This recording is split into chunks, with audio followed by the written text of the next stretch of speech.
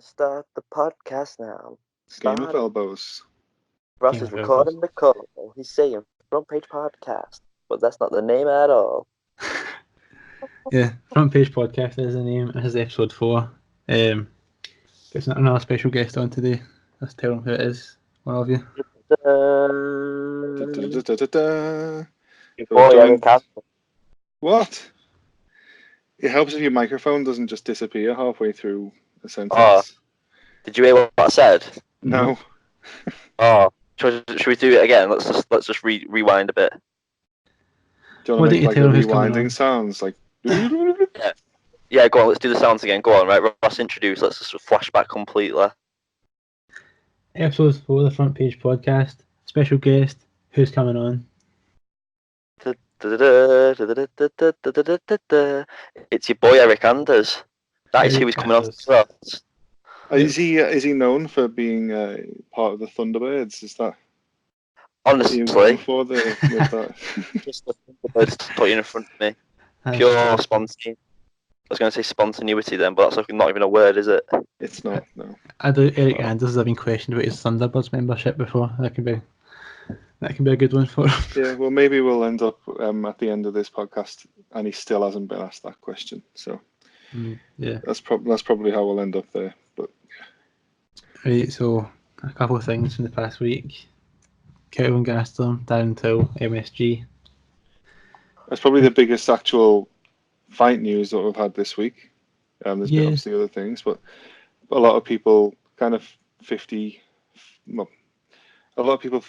on whether it's a good thing for Till to come into the middleweight division against someone like Gastelum.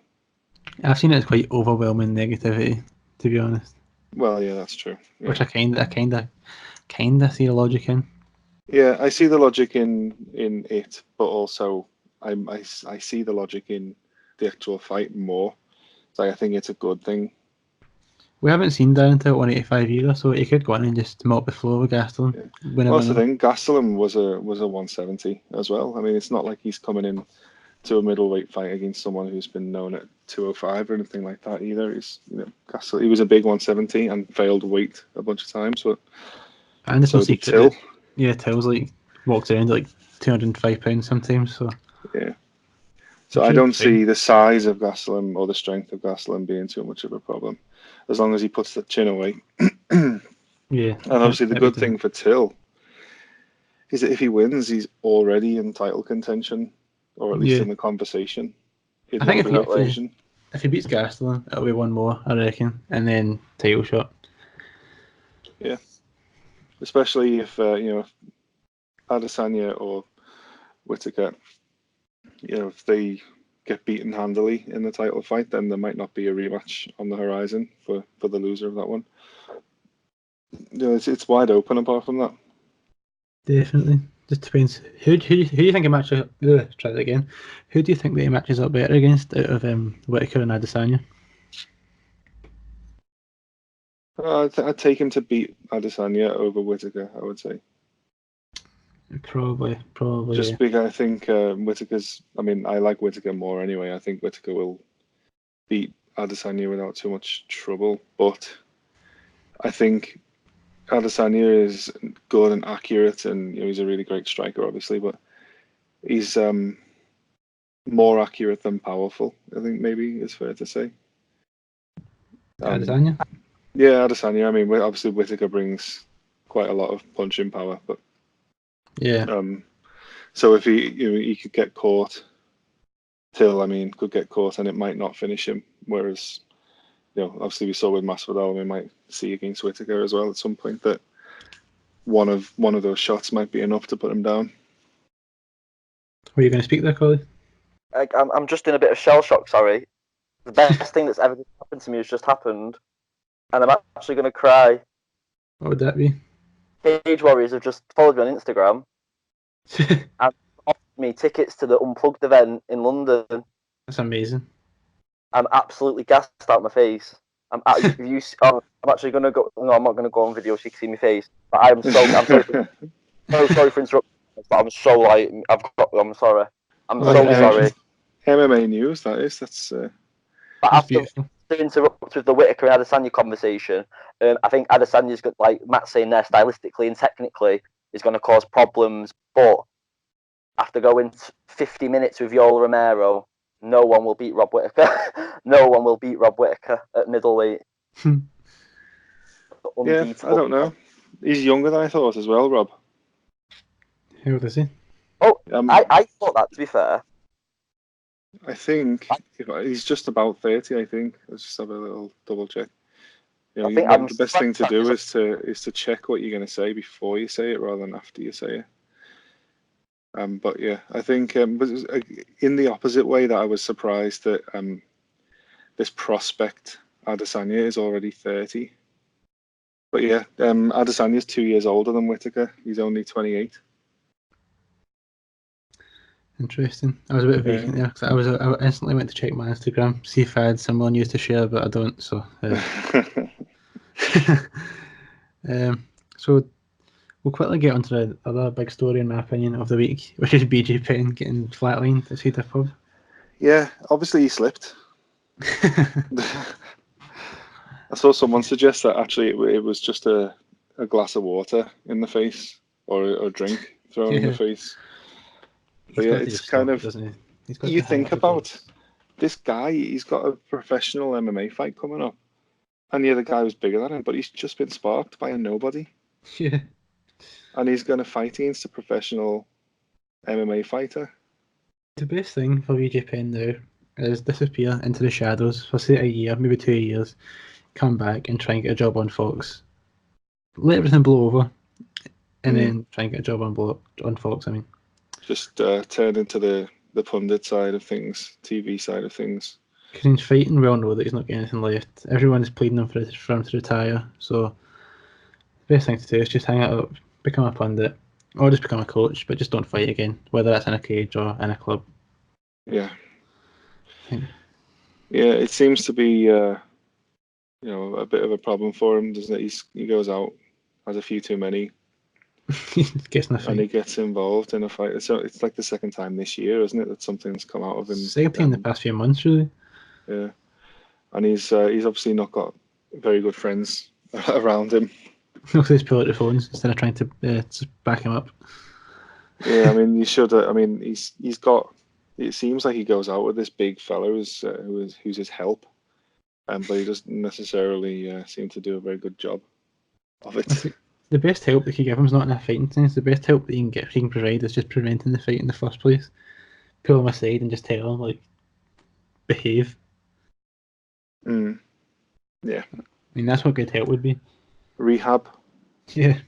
But it's a shame to see someone like that. I mean, obviously he was champion in the past, and I don't know if he'll. I don't know, for a relatively brief period in his career, I guess overall he was arguably one of the greatest. So, but now he's nearly level wins and losses, and he's fighting people in the pub. It's a shame. It is a shame. Yeah, it's sad to see it, but you wonder how much of it is.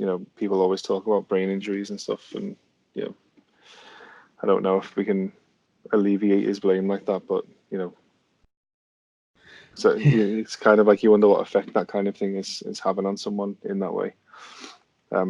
Obviously, there's never an excuse for doing that kind of thing, but it's true though. It's like it does question, doesn't it? Like how if there is like any damage to the brain or what they're taking knocks. He's took how many knocks to the head? If you put how many significant strikes he's took to the head since he started fighting, it'd be off the scale. I'm sure with like loads of other fighters as well.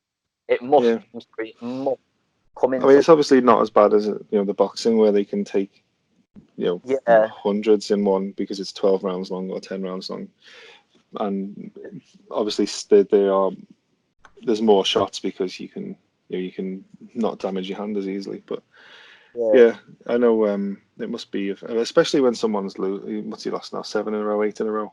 Is that and he's obviously not landing too many in his favor, and he's been knocked out a lot of the time as well, so yeah, it's sad to see. He looked okay in the Clay Guida fight, I thought, for like a round. Yeah, and then do you think Clay Guida is also kind of old. over the hill. Yeah, it's getting there. Yeah. And he got finished quite comfortably by Jim Miller as well, didn't he? So and he's quite old as well. So Jim Miller's having a wee bit of a kind of career resurgence recently. It's interesting to see. yeah. But anyway, I've been given the green light by Eryk Anders, so I think we should add them into the call and get this wee interview on the road. Yeah. Yeah, let's go. See, like this kind of awkward part of waiting for him to answer, I'll just edit that out of the actual finished product. Just this I bit's thought cool. singing Ross in these little intermissions. Hello. Hi, how you doing? Afternoon. What's going on? Thanks for joining us. Gonna have a nice chat for a little while. Yeah, it's really great to have you on. My pleasure. So basically, we'll start straight away. So back in a few years back, obviously you started off playing football, and I just wanted to ask, what was the main thing that kind of inspired you to swap from football to mixed martial arts? When I got done playing football, I found myself doing the regular 9 to 5 thing, just, working, coming home, work, go home, work, go home. And just, I just felt like my life was like on repeat. So I just, found myself bored and frustrated and, went into a gym and, just really just looking to exercise and blow off a little steam and, started sparring and fell in love with it and, just let it go. Definitely, yeah. Went undefeated as an amateur, didn't you? What was that? Were you undefeated as an amateur? No, I was like 19-3-1 as an amateur. It's still quite an impressive record, and obviously, It's quite a lot of amateur fights, isn't it? yeah. It seems like Well, I have no experience in combat sports, so I wanted to make sure I got a good look at every scenario and different kind of opponents.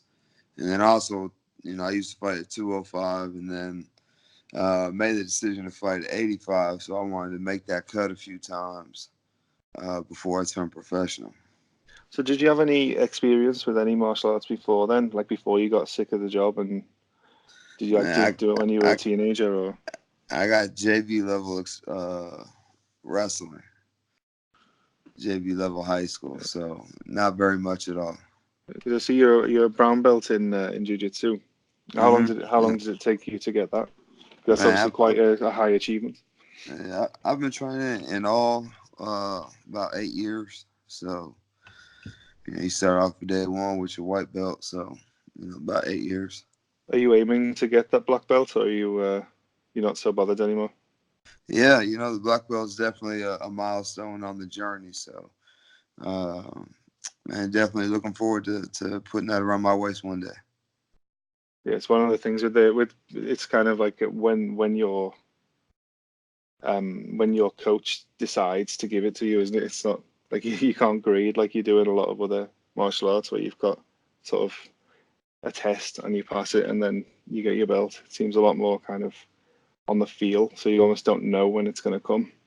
Yeah, exactly. And to be honest, you prefer it that way. I prefer it that way because you can study for the test. You know what I mean? But Yes. as somebody's watching you from like a teacher or a coach standpoint, they're already there, so they already know the level. They already know what they're looking for. So you just got to kind of grow into that mold. Yeah, it's like you've it's like your coach knows everything about you. If you know what I mean, it's like I don't know. It's more than just. It's like he gets a feeling about you, and that's almost more rewarding in a way because it comes along when you're not, you don't necessarily expect it, and Yeah, it's a nice feeling, I'm sure. You kind of feel like you earn it more. I feel like. So, when you started your professional career, you kind of fought around some of the regional circuits, and then obviously you got a fight with Bellator, won it in 23 seconds through a TKO. One of the questions I had was, why didn't you continue to fight with Bellator? What happened there? What made the move to LFA happen? Man, after I fought that fight, I went up, backstage, saw Scott Coker and was like, "What's up? Appreciate the opportunity, blase, blase." And he was like, uh, which fighter are you? I was like, dang. I try to do like my my politicking or whatever, but um, I don't know, for whatever reason it was just a one fight thing, and it is what it is, and now I'm in the UFC, so. I was going to say, it's not stopped your career trajectory, has it? You've kept on track, haven't you? Getting into the big league. Yeah, absolutely. I think the UFC is the pinnacle of the sport. Definitely has the highest levels fighters in the deepest divisions, I think. So to be a part of the organization and have the opportunity to work my way up is, it's pretty cool. Yeah, so obviously you won the belt in LFA. Mm-hmm. Obviously that must have been a really good feeling, and you must have had a good experience with LFA. How does that sort of lower promotion compare to somewhere like the UFC? Not just in the level of fighters, but kind of in general on your experience. I mean, to me, it was like the best move because like it introduces you to like high level fighters, but not necessarily like world beaters or whatever. Uh, the dude I fought for the belt is now in the UFC. He's going to make his debut, and the guy he fought in LFA is in the UFC. And there's a lot of people that come from LFA. I think it's just a good way to kind of get you used to the brighter lights, and then obviously there's none brighter than the UFC. Yeah, it's also on TV as well, isn't it? Well, it's on Fight Pass, isn't it? So you start getting an audience a bit more kind of around the world almost, rather than just on American TV or I don't know. Yeah, it A lot of this definitely stuff don't even broadens get on your TV. it definitely broadens your reach, uh, especially on a national level. So, man, LFA is awesome, man, and I think there's more fighters in the UFC from LFA. So, there's a reason for that. I was going to ask, after you won the LFA title, did you have a feeling that you were going to get a call from the UFC? I knew it was coming, man. I didn't know it would be coming that fast. I didn't even get a chance to defend it. I took a short notice fight against Rafael Natal, wasn't it? Rafael Natal. So, I know as far as that middleweight division, every guy that's had the belt has gone to the UFC. So, So what was it like getting that call? How did it, what was the process of getting into the UFC? How did that work out? I mean, I think Rafael Natal probably lost 3 opponents. I think I was the 4th opponent for him. And, man, they just gave me the call. It was like, I'm ready. So how And long before the fight was the call? I think it was like 10 days. That's crazy. And then obviously you won in like quite devastating fashion, really. First round knockout. Must have felt good. Yeah, man. Just from the jump, just from whenever the referee said go, man, I just knew that I belonged. I knew that I could do it, and it was just up to me to go do it. So I went and did it. Knockouts are quite popular with you in the octagon. It's strange. When you think of like Eryk Anders, you don't think of a high level grappler guy, but you've got one submission on your belt, 8 knockouts. Do you prefer to get a knockout, even though you are a high level grappler? Man, I just take the fights as they go. If they end up on the ground, I'm cool. But they start standing, so You go for the knockout. yeah, just take it how it goes. You've done that a couple of times, and you've taken short notice fight because you took, I think, Thiago Santos on a very short notice as well. Mm-hmm. Yeah. Obviously, that didn't end up in the result you wanted, but obviously, I guess the UFC are then impressed by your kind of willingness to. I mean, obviously, you went up as well. Did that kind of lead to more opportunity taking that on short notice?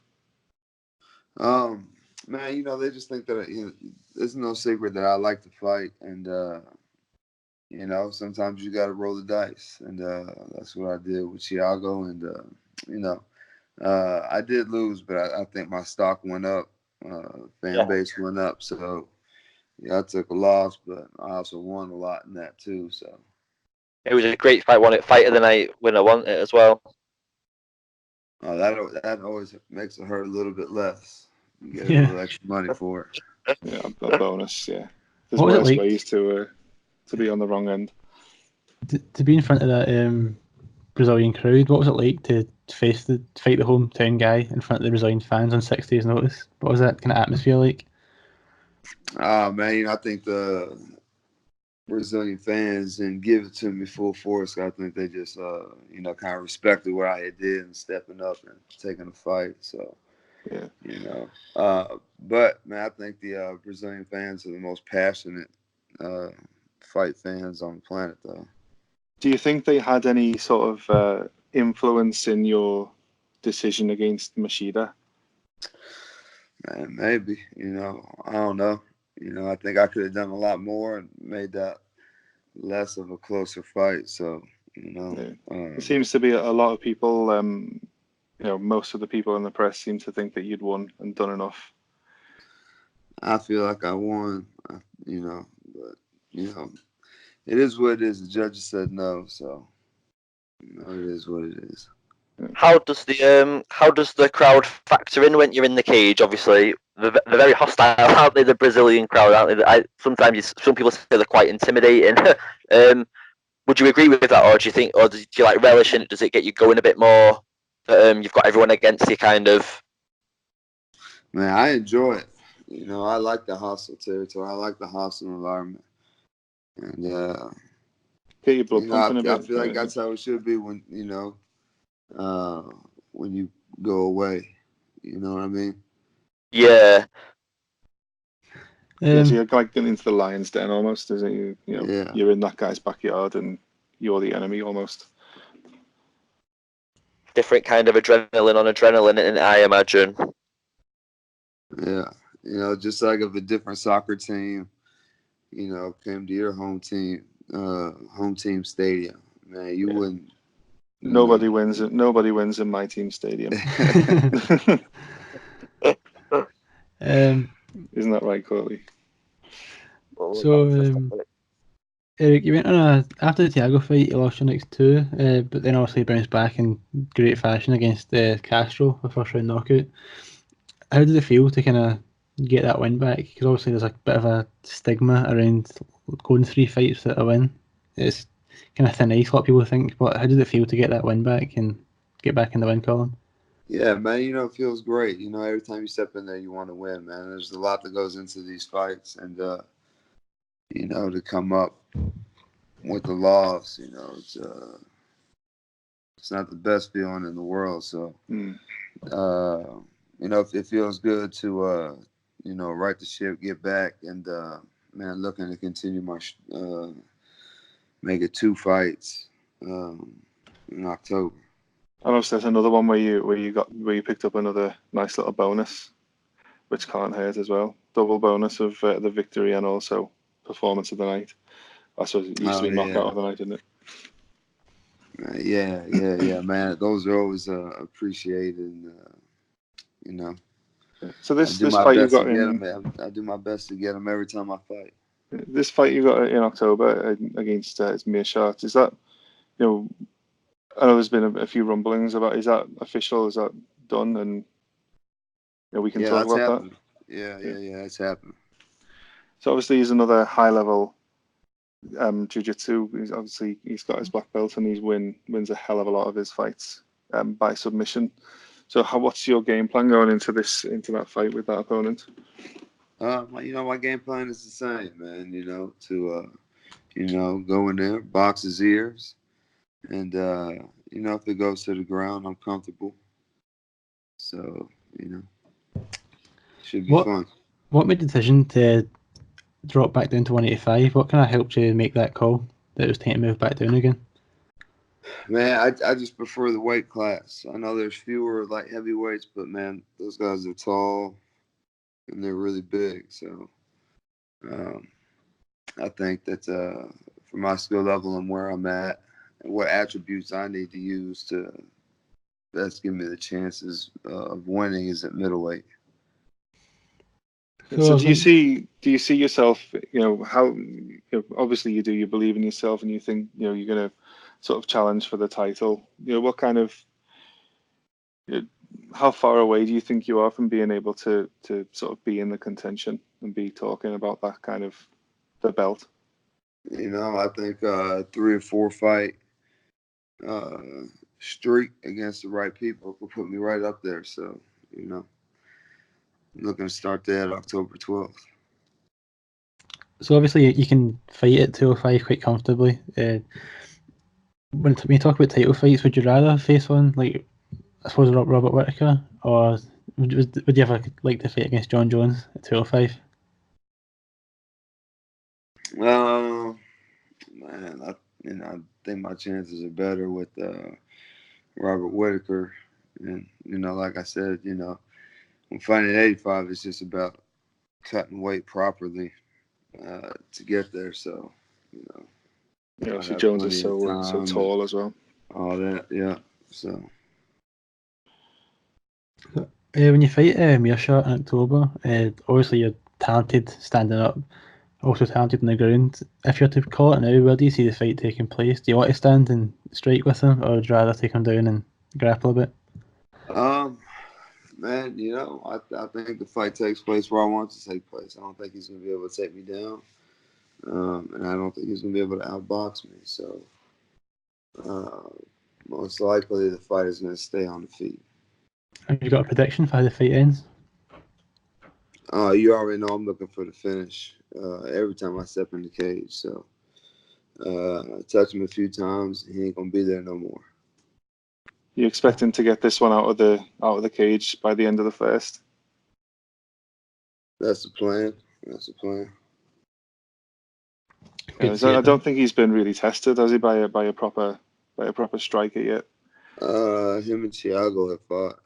Well, of course. Well, I mean, in terms of victories, I don't know if he's won against the. No, I don't think so. But he's got a hell of a lot of submission victories. So you'll be working on your submission defense. Oh, absolutely. He really likes to attack the neck. So, you best protect your neck. Well, hopefully we see a win column back in the win column for you then, because obviously, one of our very first guests on the podcast, and we always support the guys that come onto our podcast. So hopefully we see you with the performance bonus as well. Oh man, appreciate it so much. I need that. I was going to ask. Obviously, you're a big Alabama guy. Would you like to? Have you ever spoke to Dana or anyone about bringing an event to Alabama and maybe headlining it, or even getting on the card at least? Because it's been quite a while. Man, I put those feelers out. Walt Harris, who also trains at my gym in Birmingham, is on fire right now, and he's fighting in December against Overeem. So I think if both of us pick up these wins this fall and winter, they'll definitely take us seriously. So it's possible. Well, yeah, having these wins, these guys on your records will only help. Big names.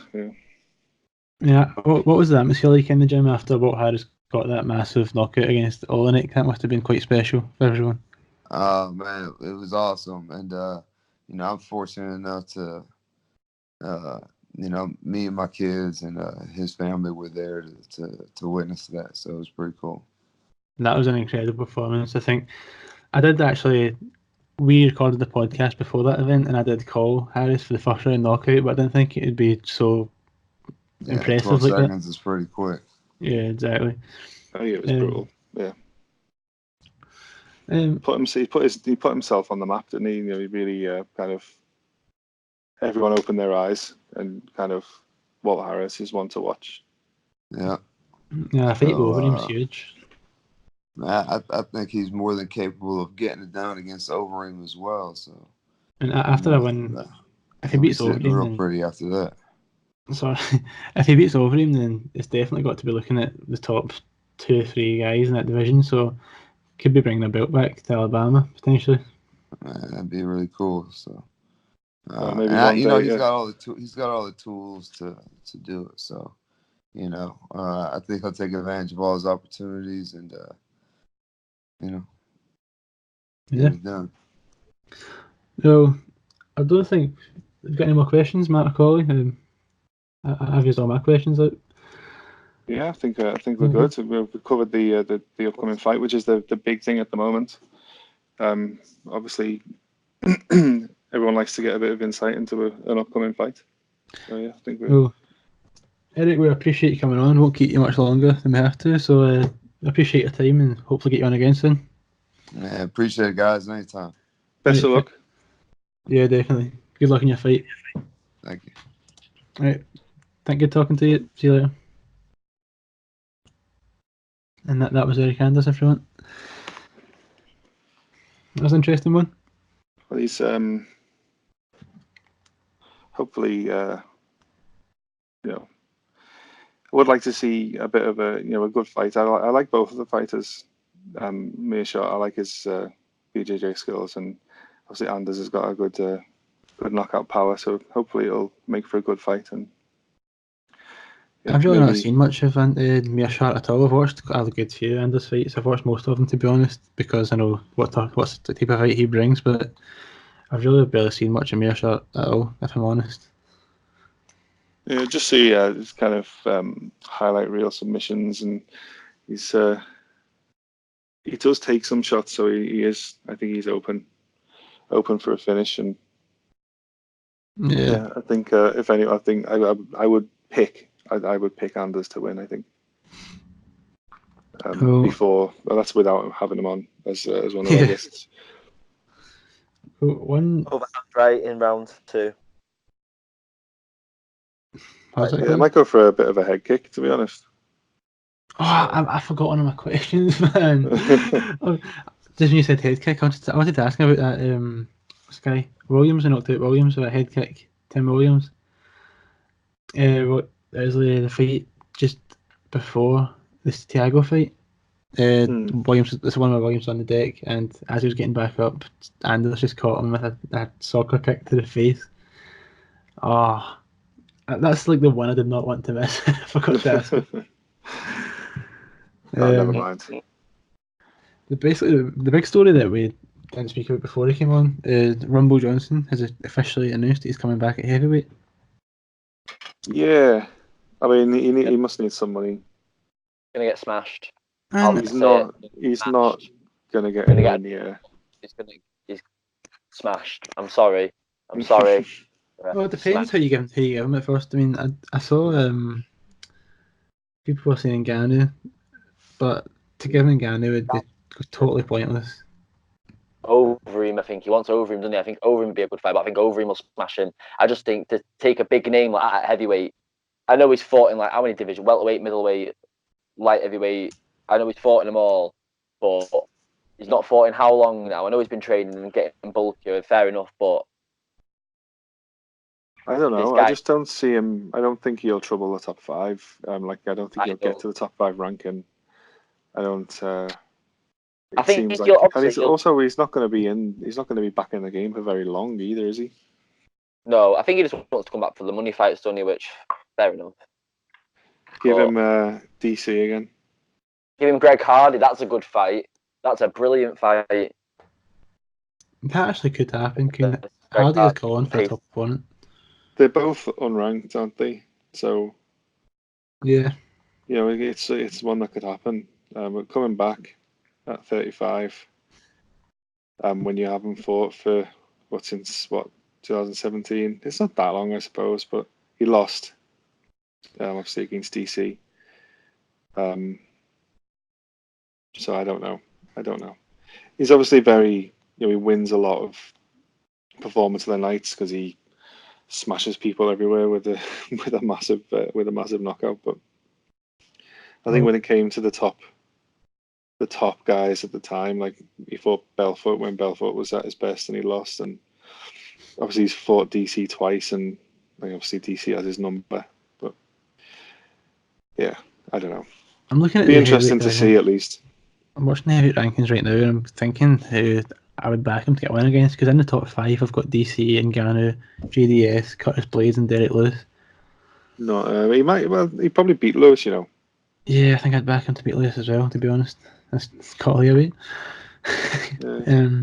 But then Lewis is kind of unfairly ranked that highly, in my opinion. Volkov is 6, and he knocked his brain off. So I mean, Well, yeah. I suppose don't know, maybe it's just the lack of depth is quite clear, isn't it? Really. Yeah, DC. It looks like a train session when DC fought him. To be honest with you. And obviously, you would have, Stipe would beat him, and I don't know. Actually, at first I saw that he was coming back, I thought Walt Harris would be a good fight for him, but then I totally forgot about the fact he was fighting over him. So Yeah. that rules that one out. Yeah. I think Cain Velasquez is still in the rankings, but I think He's will he gone. ever come back? He's gone. Yeah, Yeah. I don't see him coming back either. He's got another few fights in his wrestling contract, like his professional wrestling contract, so I can see him taking that route now for the rest of his athletic career. Yeah, I'd say so. I don't see him coming back to this. I mean, he had a very short career altogether, really, didn't he? To be honest, yeah, it did. So, I mean, I don't know if it was ever something he wanted to stay in for a long time, or I don't know. I mean, you never know. If he wasn't plagued with so many injuries, then things could have been different. But the injuries really kind of hindered his career.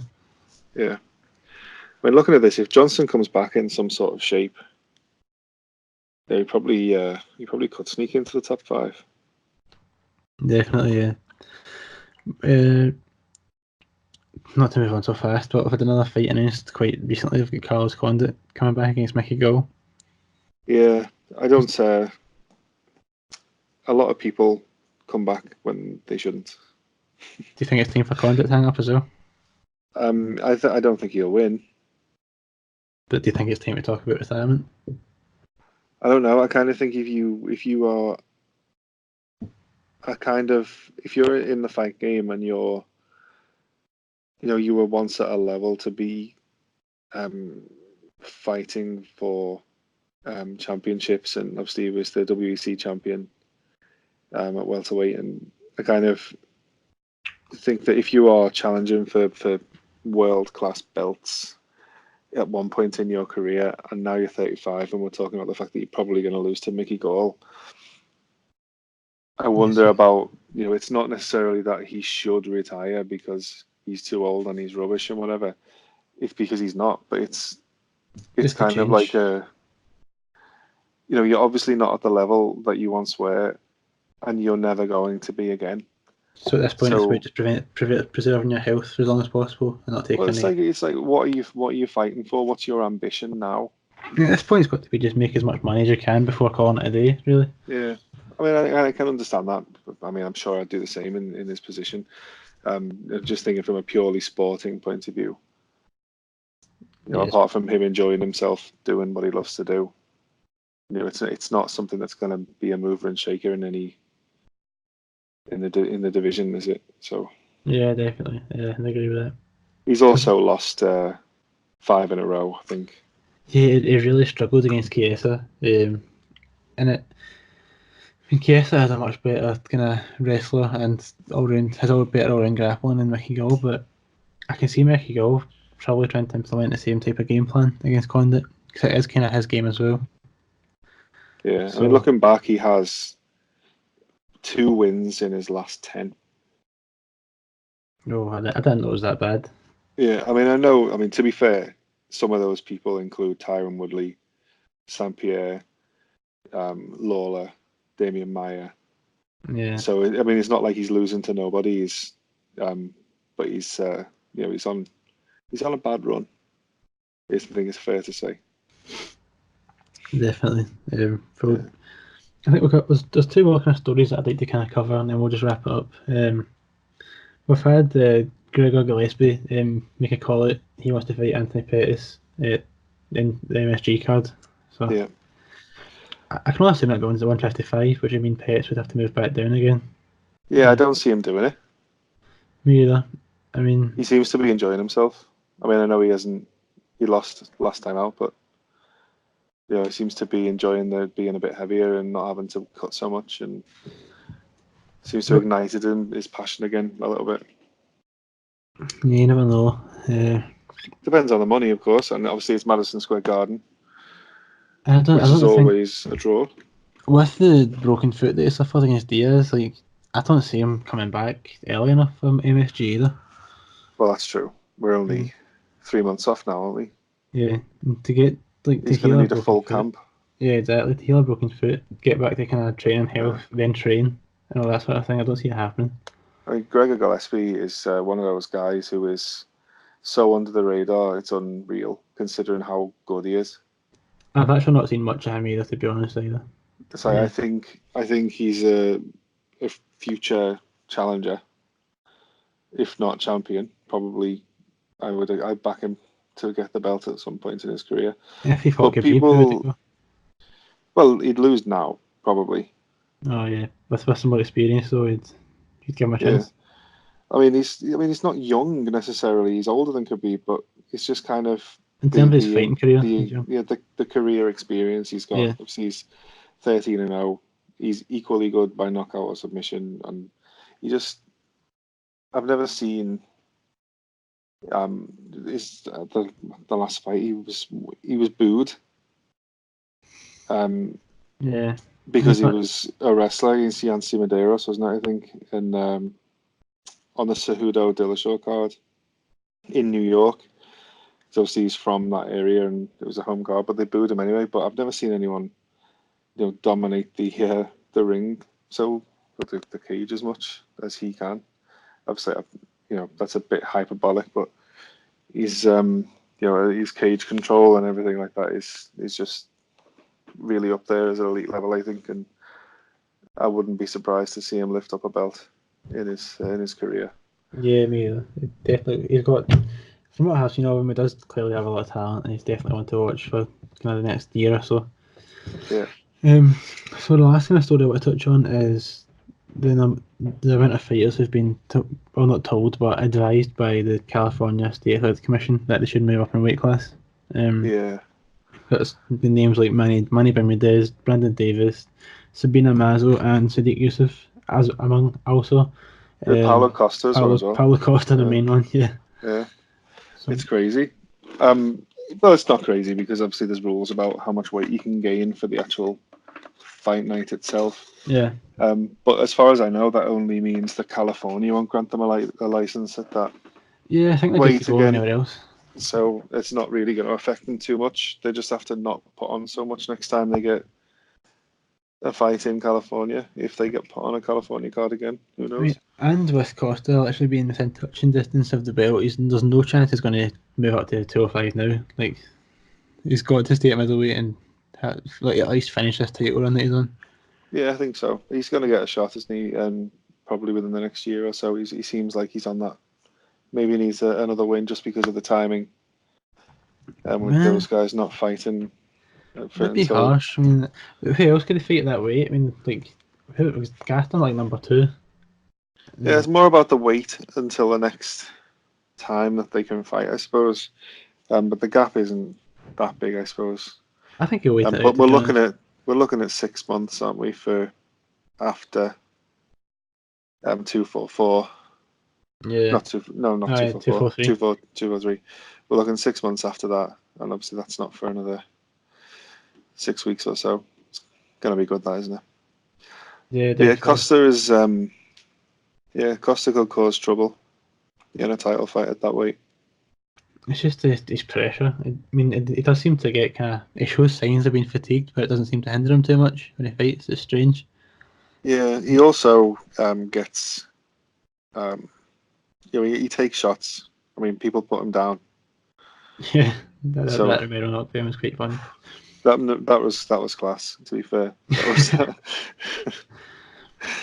Look. Has anyone done that before? I don't know. Yeah. But then I suppose at the same time that Romero win people It's don't huge. necessarily think it was fair. I think it's one of those things that you see people are either, yeah, he put forward pressure, he was a lot more, he was on the front foot a lot more than Romero was, but Romero's game is to be on the back foot. But Yeah.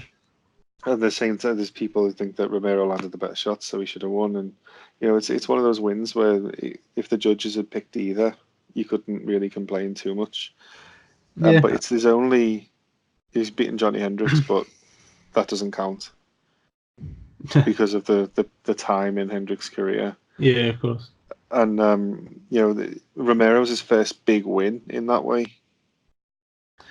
And So yeah, to be honest, yeah. But at least the way he beat, if he went out and starts Romero like the first round knockout, it'd been a bit more like, yeah, well, could have just caught him. But the fact that he did hang with Romero for the full fight, yeah, showed that he is more than capable of competing at that level. So oh yeah, for you sure. never know. He's one of those two guys. Him and Yoel could quite comfortably fit into a 5 division. Yeah, definitely. Could be a rematch further down the line. I don't see Romero, even though he's kind of getting on, he's like 42, I think. I don't see him retiring anytime soon. No, he's built like a monster, isn't he? He's just he's in such good shape. Well, one of the other names on that list that he's one of my favourite fighters right now, Sadiq Yusuf. I don't see him moving up either, to be honest with you. I mean, I know it's just recommendations. It's not like they're saying like go up, but They won't grant a license, will they, at that weight in California? I'm not sure it's even as extreme as that. I think it is just they're basically saying next time just get up, because I mean, yeah, it just says recommended to move up in weight. They're not saying like you have to. It's just a recommendation. Yes, like a lot of these guys in the list and Sabina Mazzo, are people that are either in title contention already or they're getting close to it. So there's no point telling someone like so close to their dream, like let's move up and start again. Like none of them are going to do it.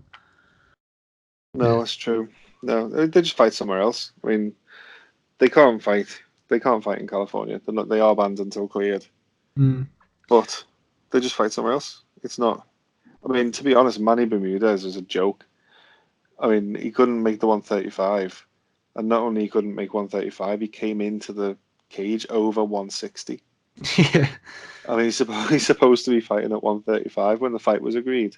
When I get to Casey that, Kenny, yeah. Casey Kenny agrees to do it at 140 out of the goodness, and he ends up winning against a guy who on the night was over 20 pounds heavier than him. When it gets to that sort of level, then I think kind of there should be a unified like governing body instead of all these different just commissions. If that was the case, then they could just say, look, like we won't grant you another license to fight at that weight. You must move up. That would probably do a lot of good. Federalism. Yeah. Also, as well, if there was just one big unified kind of governing body, then we wouldn't have this kind of confusion sometimes of like, has this state adopted the new rules? Like, what about hands touching the mat and things like that? We wouldn't have any of these problems. It would just be there's one solid, concrete kind of MMA constitution. And that's it. And then obviously you had like the John Jones, the picogram came up, so they moved him from Las Vegas to California at the last second. Yeah, and that wouldn't have been able to happen, would it? I think it'd just make for a lot smoother. Like everything would run a lot nicer instead of having so many different people to deal with and different rules here and there. It makes things a lot easier. Better for the sport all around, I think. In all the time I've been watching, I've never seen them use the video replay. Yeah. But I mean, I don't see them ever doing that because then there'd be so much backlash if you got it wrong. Because they always say it has to be for a fight ending sequence. So if the ref calls it wrong and brings it to a replay, then what happens? Is it no contest? See, I don't see the problem in looking at the like VAR in footy. I don't see the problem in looking. Was that actually an eye poke? Just you tell me, was that an eye poke? Yeah. It's like it takes a few seconds. Just it was. All you have to do is call time, check the replay. If you got it wrong, then just say, okay, start time again. If he gets it right, then take action. Like it's not that hard. No. But I think probably that's us really. So shall we just one this is probably going to be our last one before UFC Shenzhen. Yes. At the weekend. So how do we see the main event going down there? I don't know. I think I think the safe bet, in my opinion, is a Andrade knockout. But I wouldn't be against seeing Weili Zhang. I'm not sure you pronounce that. I'm sure I'm butchering both their names, to be honest. But Weili Zhang, I can see her getting the decision also. So I'm kind of got a toss up there. Jessica Andrade Yeah, is Andrade. Andrade and Zhang Weili. I think Zhang Weili is a beast, and I think she'll win. And I don't think it'll be one of those things where we're talking about Chinese judges either. I think it will be a win, either comfortably decision or she might even finish her. I think she's just. People talk about the size and strength of Andrade, but you put them together. Weili Zhang's arms are like twice the size. She's an absolute. She's just crazy strong, crazy skilled. 19-1. I know most of that's been in like Kunlun fight and that kind of thing, but I think she's got it. I think she might end up with the belt, She could and do it. in a non-controversial fashion. That's quite a fast trajectory as well, isn't it? She is like 3 or 4 fights deep, if that, in her contract. Yeah, she's ranked 6, I think, and obviously people were talking about, well, why is she getting it? And Dana said, well, because she's fighting someone else, she's fighting someone else, she's fighting someone else. She's the highest one available. It does make sense. I mean, especially with a big card in China coming up, it made sense to just throw a Chinese fighter in the main event. And Yeah, and the co-main event as well as Chinese fighter Jing Yang against Eligio dos Santos. I like that fight, to be honest. Yeah. So Jing Liang, so is it? I think I back him to get the win. Yeah, I think I like there are a couple of good talents, I think. But Zaleski dos Santos is always capable as well, so it might be the fight of the night, that one. Yeah, I can see it fit in the. It always seems when there's a big, well, not any card really, no one ever kind of calls the main event to be fight of the night. There's always one kind of hidden a little bit further down. Even the co-main There's always spot. something a little bit more, because it's a five round fight. You kind of have a little bit more caginess to begin with when you're trying to feel each other out, and especially when a title's on the line as well, you take a little bit more care possibly. Yeah, you need to be. Maybe it's because of that. I don't know. But I could imagine though, when your whole life's work is built up to this 25-minute period of time, you need to be as. I can only imagine how what's the word? How careful you're going to be. You have to be cautious. You have to. That's the word. Why didn't I think of cautious? You are. I guess you've got everything on the line, haven't you? Yeah. You might never get another shot again, so try and work out your opponent before, implementing your own game plan, I suppose. That's pretty much that's episode 4 in the bag. We've got Tom Aspinall recording that on Monday. Yeah, hopefully he's awake when we get him on. Yeah. But yeah, he's Tom Aspinall from Cage Warriors heavyweight, and trains with Team Calbon in Liverpool with Darren Till. So hopefully we'll get some interesting stuff from him when we speak to him on Monday. Oh, as a heavyweight, I think he is one of Till's main sort of go-to partners, because Till obviously is a massive guy as well. So I think they kind of bounce off each other quite well. And obviously his last fight against I think it was against Bukichu, in the fight where Bukichu broke his leg. Yeah. Really nasty broken leg. So maybe we'll get a bit of that from his side of things as well. Obviously not in a gruesome manner, but it must be quite an experience to have something like that happen to your opponent. Yeah, I can imagine. Yeah, so look forward to that. Yeah, but anyway, we'll wrap it up here. Thank you all for listening. Speak to you again, Matt. Speak to you soon. And thanks again to Eryk Anders for coming on. Yeah, of course. And we got a message from Cauley saying his phone cut out. So Cauley sends his regards. Yeah. Right, cheers everyone. See you later. Take care. Bye bye.